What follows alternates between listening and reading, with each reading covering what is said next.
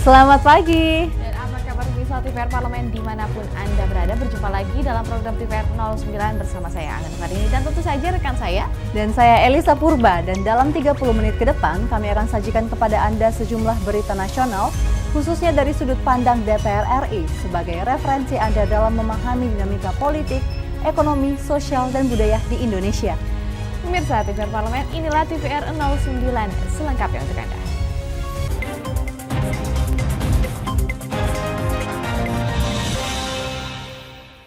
Badai PHK tengah menghantam industri perusahaan rintisan atau startup di tanah air. Untuk itu Komisi 6 DPR RI menghimbau Kementerian Koperasi dan UKM untuk menjaring terkait dengan wirausaha baru dari karyawan-karyawan startup tersebut yang terkena PHK. Komisi 6 DPR RI menghimbau Kementerian Koperasi dan UKM untuk menjaring wirausaha baru dari karyawan-karyawan startup yang di PHK. Gelombang PHK di perusahaan rintisan atau startup masih bergulir. Sampai saat ini 10 startup besar hingga menengah telah mem-PHK karyawannya sebagai bentuk dari adaptasi kondisi makroekonomi saat ini pasca pandemi COVID-19. Anggota Komisi 6 DPR RI Nevi Zuairina mengungkapkan Kementerian Koperasi dan UKM dapat memanfaatkan fenomena ini untuk menjaring wirausaha baru dari para karyawan startup yang di PHK. Ini kesempatan Pak Menteri mengambil mereka dalam program WUB, Wirausaha Baru. Ya, saya lihat di sini programnya dari tahun ke tahun semakin turun, Pak Menteri. Ya, ini sangat penting sekali karena di sini Pak Menteri sudah menganggarkan untuk rumah produksi 100 miliar, terus ada untuk fungsi pendidikan 117 miliar, pendataan UMKM. Nah, itu kan bisa dipakai, Pak. Ya, sejauh mana anggaran tersebut berpengaruh terhadap upaya percetakan wirausaha baru. Di sini kita targetnya 1 juta wirausaha baru hingga tahun 2024. Dan ini bisa disinergikan dengan kami, karena di Dapil kami juga banyak pengangguran. Ya, mereka tidak mau ke kota karena di kota pun juga banyak pengangguran, sehingga ini sangat efektif sekali membantu mereka. Diketahui salah satu program prioritas Kementerian Koperasi dan UKM tahun anggaran 2023 adalah pengembangan kewirausahaan nasional dengan target rasio sebesar 3,9% dan penumbuhan wirausaha sebanyak 4%. Komisi 6 DPR RI berharap program prioritas ini bisa menjaring lebih banyak wirausaha dan menekan angka pengangguran. Ken Suari, TVR Parlemen melaporkan. Pemirsa, Komisi 3 DPR RI meminta masyarakat untuk bersabar dan terus mengawal perkembangan kasus penembakan Brigadir Nofriansah Yosua Huta Barat atau Brigadir J. Masyarakat juga harus menghormati proses penyidikan yang berlangsung agar suasana bisa tetap kondusif dan tidak ada pihak yang memperkeruh keadaan. Komisi 3 DPR RI meminta masyarakat untuk bersabar dan terus mengawal perkembangan kasus penembakan Brigadir J. Ditemui di Gedung Sekretariat Jenderal DPR RI Senayan, Jakarta baru-baru ini, anggota Komisi 3 DPR RI Arteria Dahlan mengapresiasi sikap Kapolri Listio Sigit Prabowo yang meminta agar kasus Brigadir Joshua Huta Barat berlangsung secara transparan. Bahkan Kapolri meminta seluruh pihak ikut mengawasi perkembangan kasus tersebut. Untuk itu, ia meminta masyarakat lebih tenang dan bersabar menunggu kinerja kepolisian hingga kasus ini menemui titik terang. Harapannya, suasana bisa tetap kondusif dan tidak ada pihak yang memperkeruh keadaan. Saya juga tidak ingin karena nilai setitik bisa rusak susu sebelanga. Kita sudah bisa melihat bagaimana semangat, spirit, jiwa besar Pak Kapolri yang mau membuka diri, membuka ruang untuk transparan, membuka ruang untuk bisa dikoreksi. Bahkan namanya ada yang reautopsi. Yang pertaruhannya adalah nama baik Polri sendiri. Publik kami mohon untuk lebih bersabar, kemudian mengawal secara komprehensif, sehingga nanti kita bisa menyaksikan kerja-kerja terbaik dari Polri melalui tim khususnya, Komnas HAM, para pejuang HAM kita, dan teman-teman Kompolnas di bawah kepemimpinan Pak Mahfud MD itu yang jadi Menko Polhukam juga, yang nggak mungkin ini bisa diintervensi. Arteria Dahlan percaya Polri bisa objektif dalam kasus ini. Keterbukaan serta transparansi dalam kasus polisi tembak polisi akan meningkatkan kepercayaan publik terhadap Polri. Oki Zulindra dan Rangga, TVR Parlemen melaporkan. Komisi 11 DPR RI meminta seluruh stakeholder bersinergi untuk berkolaborasi untuk dapat menekan inflasi di Provinsi Bali. Dan informasi lengkapnya sesaat lagi. Untuk itu tetaplah bersama TVR 09.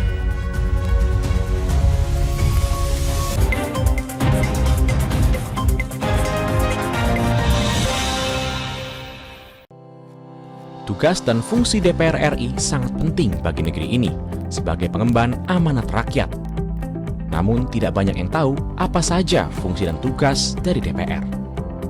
DPR mempunyai 3 fungsi pokok, yaitu legislasi, anggaran, dan pengawasan. Ketiga fungsi tersebut harus dilaksanakan dalam kerangka fungsi representasi yang mengedepankan kepentingan rakyat berdasarkan aspirasi masyarakat dan untuk kesejahteraan rakyat. Dari fungsi legislasi, DPR RI mempunyai tugas dan wewenang untuk menyusun dan menetapkan program legislasi nasional bersama dengan pemerintah, menyusun dan membahas rancangan undang-undang, menerima rancangan undang-undang dari DPD, membahas rancangan undang-undang yang diusulkan oleh Presiden ataupun DPD, menetapkan undang-undang bersama dengan Presiden, menyetujui atau tidak menyetujui peraturan pemerintah pengganti undang-undang yang diajukan Presiden untuk ditetapkan menjadi undang-undang. Sementara, fungsi anggaran membahas dan memberikan persetujuan atau tidak memberikan persetujuan terhadap rancangan undang-undang tentang APBN yang diajukan Presiden, memperhatikan pertimbangan DPD atas rancangan undang-undang tentang APBN dan rancangan undang-undang terkait pajak, pendidikan, dan agama, menindaklanjuti hasil pemeriksaan atas pengelolaan dan tanggung jawab keuangan negara yang disampaikan oleh BPK, memberikan persetujuan terhadap pemindahantanganan aset negara maupun terhadap perjanjian yang berdampak luas bagi kehidupan rakyat yang terkait dengan beban keuangan negara. Dan fungsi pengawasan, melakukan pengawasan terhadap pelaksanaan undang-undang, APBN, dan kebijakan pemerintah, membahas dan menindaklanjuti hasil pengawasan yang disampaikan oleh DPD terkait pelaksanaan undang-undang mengenai otonomi daerah, pembentukan, pemekaran, dan penggabungan daerah, pengelolaan sumber daya alam dan sumber daya ekonomi lainnya, pelaksanaan APBN, pajak, pendidikan, dan agama. Terima kasih. Video ini dipersembahkan oleh TV dan Radio Parlemen, Biro Pemerintahan Parlemen, Sekretariat Jenderal, dan Badan Keahlian DPR RI.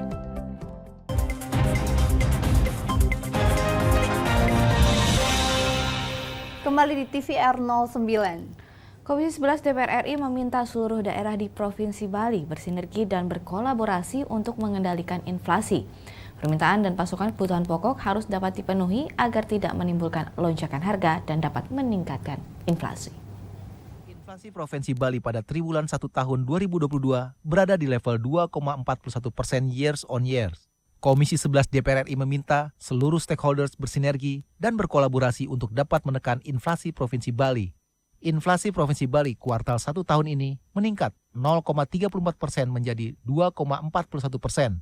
Terkait hal tersebut, anggota Komisi 11 DPR RI Agun Gunanjar Sudarsa meminta seluruh daerah di Provinsi Bali bersinergi dan berkolaborasi untuk mengendalikan inflasi. Kalau masing-masing daerah itu melakukan sinergi dan kolaborasi, inflasi ini bisa kita semakin baik kita kendalikan.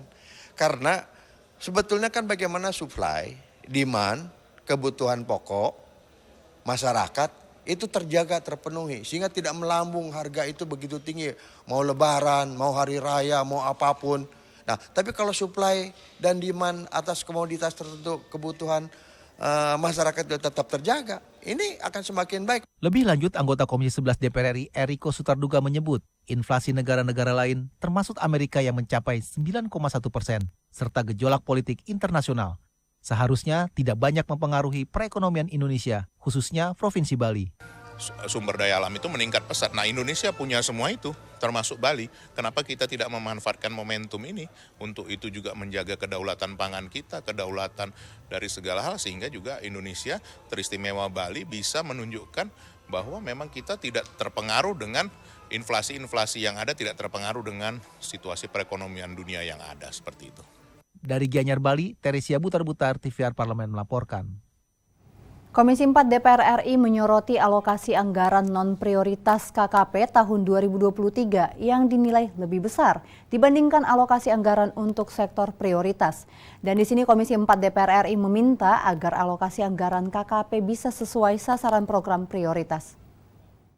Komisi 4 DPR RI menyoroti alokasi anggaran non-prioritas KKP tahun 2023 yang dinilai lebih besar dibandingkan alokasi anggaran untuk sektor prioritas. Di Gedung Nusantara Komplek Parlemen Senayan, Komisi 4 DPR RI menyelenggarakan rapat kerja dengan Menteri Kelautan dan Perikanan terkait alokasi pagu indikatif dan rencana kerja pemerintah tahun anggaran 2023.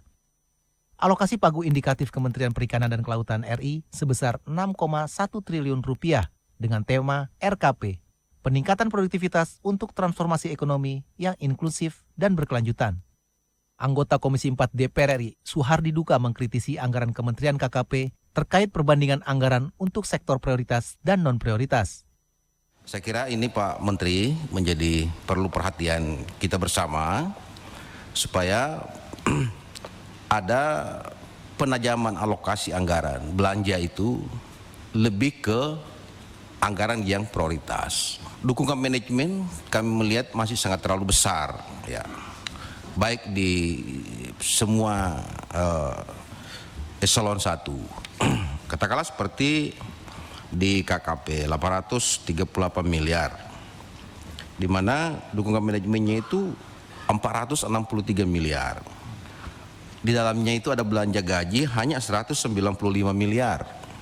Jadi ini perlu penajaman, sedangkan anggaran prioritasnya hanya 358 miliar.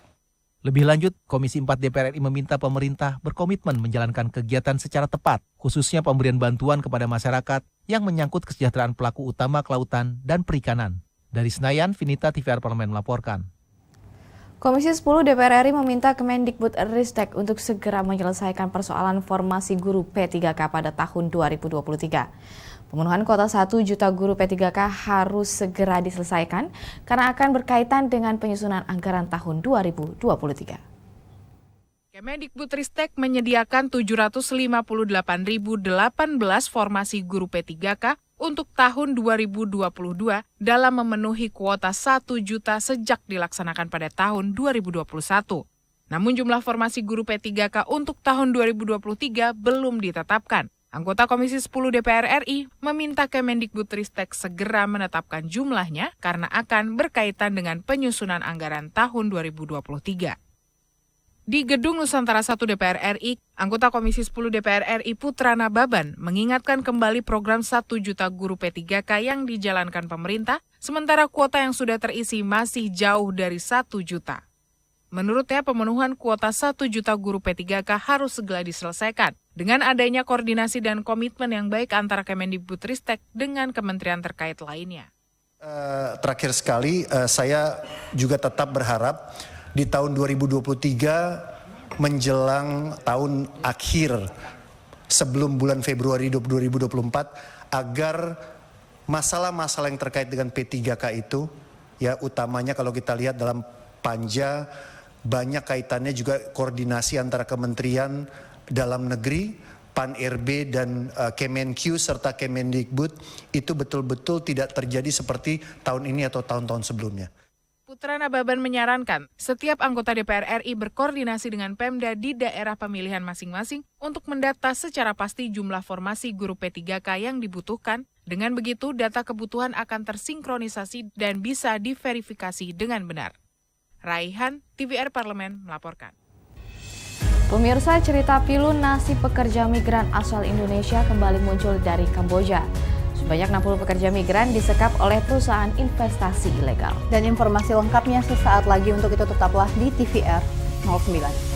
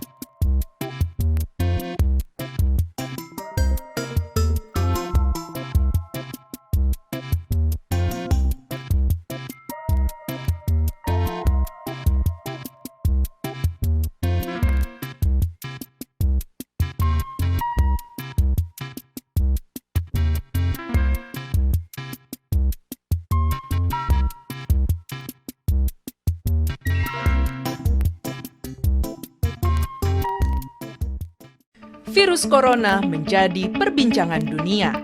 Beberapa negara sudah terjangkit.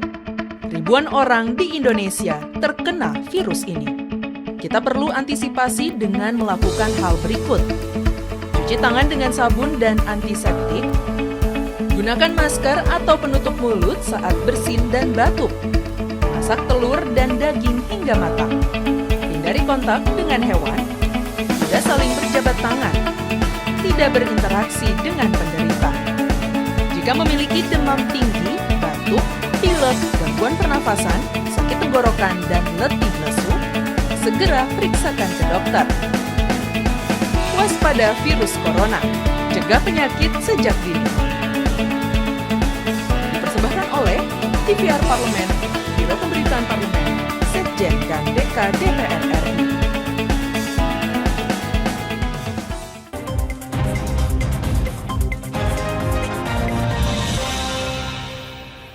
Pemirsa, kembali di TVR 09, meskipun menjadi pahlawan devisa, nasib pekerja migran Indonesia belum mendapat perhatian optimal dari negara. Dan kasus terbaru adalah penyekapan 60 pekerja migran Indonesia di Kamboja sebagai potret buram perlindungan buruh migran yang tidak terlindungi oleh karut-marutnya kebijakan pemerintah.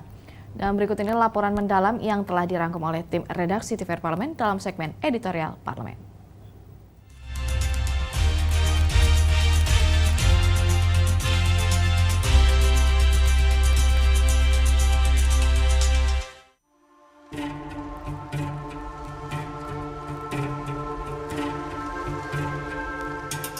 Kisah sedih dari para pekerja migran Indonesia atau PMI di luar negeri seolah tiada henti.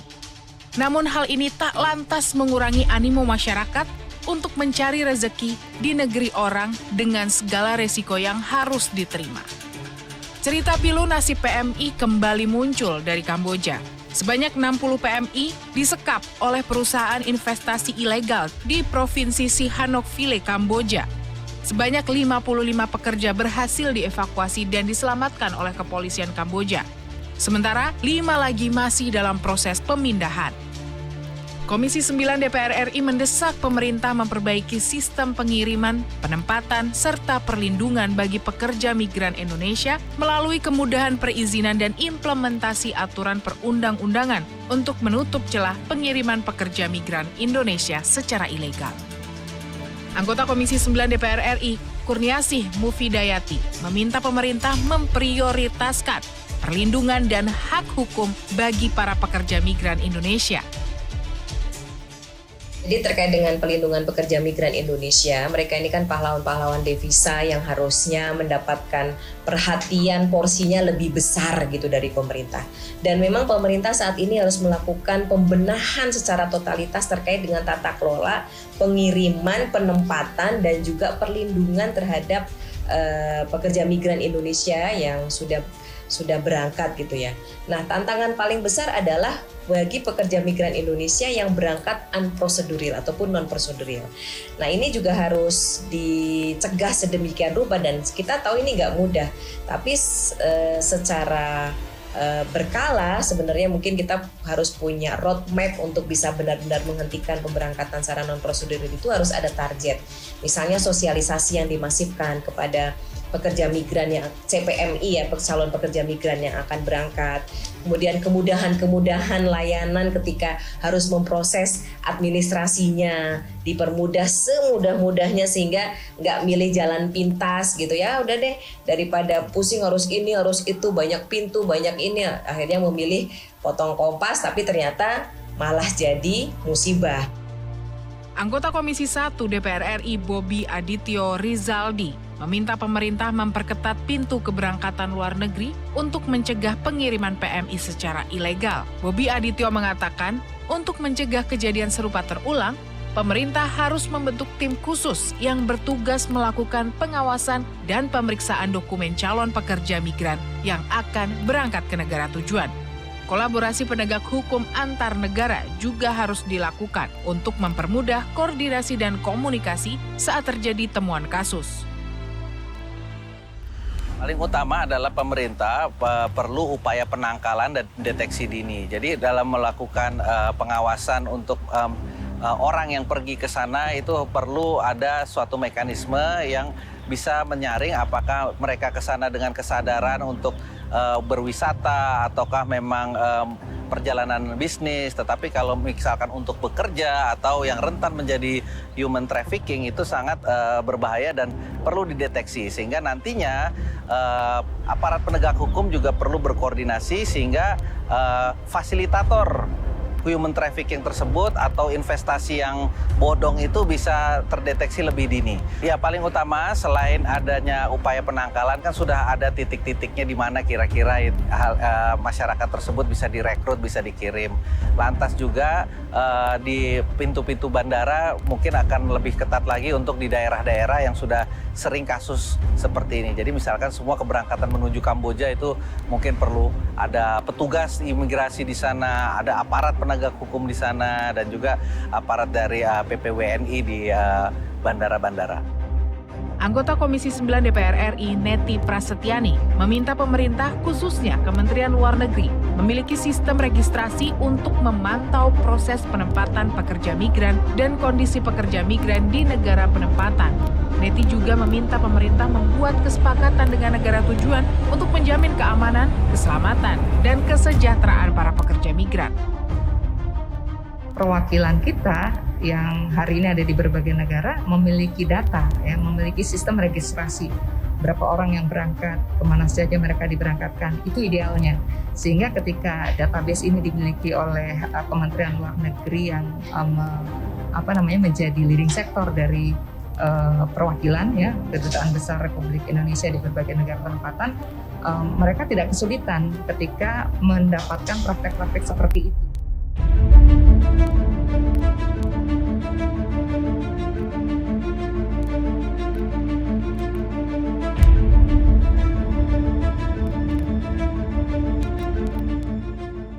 Tim Liputan TVR Parlemen melaporkan.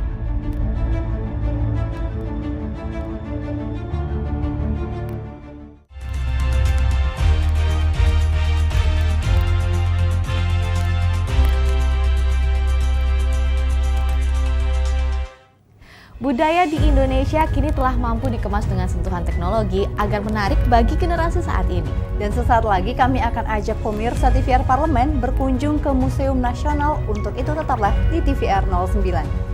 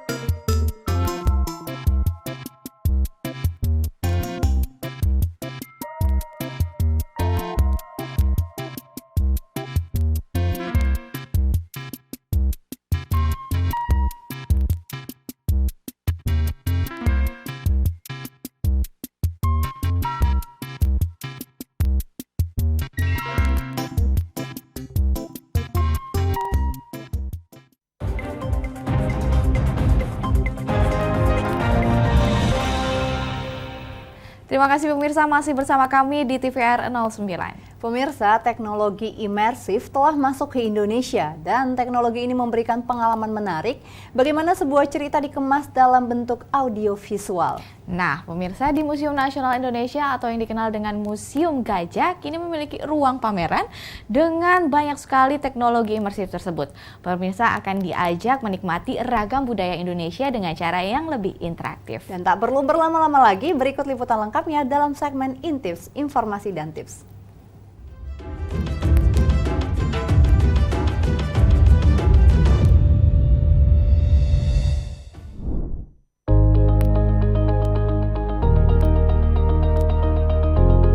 Pemirsa TVR Parlemen, pecinta seni dan sejarah. Tahu kan kalau Indonesia punya banyak khasanah budaya yang masih bisa dikembangkan? Apalagi di zaman serba teknologi seperti saat ini, budaya Indonesia kini dikemas dengan aneka rupa pertunjukan yang memadukan unsur seni tradisional dengan modern. Salah satunya yang kini dipersembahkan oleh Museum Nasional melalui ruang pertunjukan Imersiva. Wah, apa tuh ya Imersiva? Dengan teknologi imersif, ruang Imersiva menciptakan pengalaman interaktif bagi pengunjung. Teknologi imersif merupakan sebuah teknologi informasi di mana seluruh dinding dan lantai di sebuah ruangan diproyeksikan gambar bergerak yang dilengkapi dengan tata suara sehingga pengunjung dapat merasakan pengalaman yang unik dan menarik. Konten Imersiva menampilkan sejarah Indonesia dalam konsep alam, masyarakat, sejarah, dan budaya dari masa ke masa. Di ruang ini pengunjung akan berpetualang mengalami dunia dari sudut pandang yang lebih menarik. Keseluruhan gambar dan penyajian di ruang Imersiva menampilkan ornamen dan bentuk-bentuk budaya Nusantara dengan musik yang diaransemen modern dan melibatkan audiovisual untuk menciptakan sensasi pengalaman unik, terutama penglihatan, suara, dan imajinasi melalui bantuan teknologi digital. Melalui ruang Imersiva, para pengunjung diharapkan dapat terinspirasi dan menjadikan sejarah nasional sebagai bagian dari sejarah personalnya. Wahana baru ini diharapkan dapat membuat pengunjung belajar dan mendapatkan pengetahuan budaya dengan cara yang menyenangkan. Untuk masyarakat, khususnya generasi muda, dapat memiliki kesadaran dan pemahaman akan kekuatan budaya Indonesia dengan cara yang lebih modern. Hal tersebut akan membantu generasi muda untuk memahami jati dirinya dan menyadari potensinya sebagai bangsa yang besar yang mampu bekerja sama dan hidup berdampingan dengan berbagai bangsa di dunia. Museum Nasional atau yang juga dikenal sebagai Museum Gajah terletak di Jalan Merdeka Barat, Jakarta Pusat. Museum Nasional menyimpan aneka karya dan peninggalan mulai dari arkeologi, sejarah, etnografi, dan geografi bangsa Indonesia. Nah, bagaimana pemirsa TVR Parlemen? Apakah tertarik untuk berkunjung ke Museum Nasional? Jangan lupa untuk memesan tiketnya secara online terlebih dahulu ya.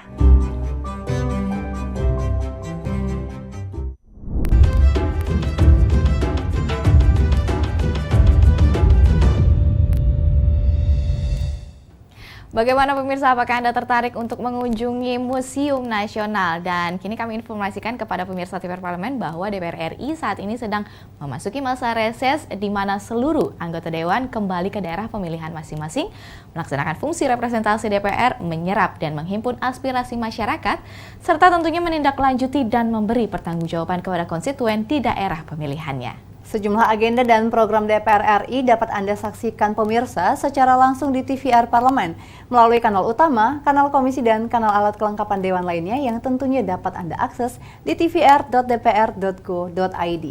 Pemirsa TVR Parlemen, demikian TVR 09 edisi pagi hari ini. Kami ingatkan untuk tetap waspada pada persebaran virus COVID-19 dan tetap patuhi protokol kesehatan. Segenap kru TVR Parlemen yang bertugas mengucapkan terima kasih telah menyaksikan TVR 09 pagi ini. Saya Elisa Purba dan juga rekan saya. Tentu saja saya Anggun Oktarini. Sampai bertemu kembali di TVR 09 pada Senin pekan depan. TVR Parlemen, Referensi Indonesia.